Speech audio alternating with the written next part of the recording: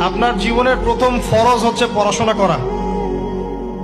আমাদের জীবনের প্রথম ফরজ হচ্ছে পড়াশোনা করা। যে যত বেশি কনস্ট্রাকটিভ সিলেবাসে পড়াশোনা করবে তার অন্তর্দৃষ্টি তত বেশি সুদূর প্রসারী হবে ইনশাআল্লাহ তাআলা, এবং তার আমল আরো সুন্দর হবে, তার ব্যবহার সুন্দর হবে, চরিত্র সুন্দর হবে, তার মনুষ্যত্ব ভালো হবে। তার দ্বারা সমাজ, দেশ, রাষ্ট্র, উম্মাহ ভালো কিছু পাবে ইনশাআল্লাহ।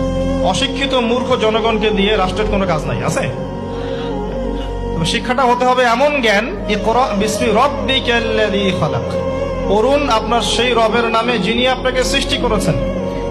যে জ্ঞান আপনাকে আপনার স্রষ্টা, ওদের ভাষা ব্যবহার করে বলছি, আপনার ইলাহ আল্লাহর দিকে নিয়ে যাবে, সেটাই প্রকৃত জ্ঞান। যে জ্ঞানটা আপনাকে আল্লাহ থেকে দূরে সরাচ্ছে দিন দিন, এটা জ্ঞান নয়, এটা জাহিলিয়াত।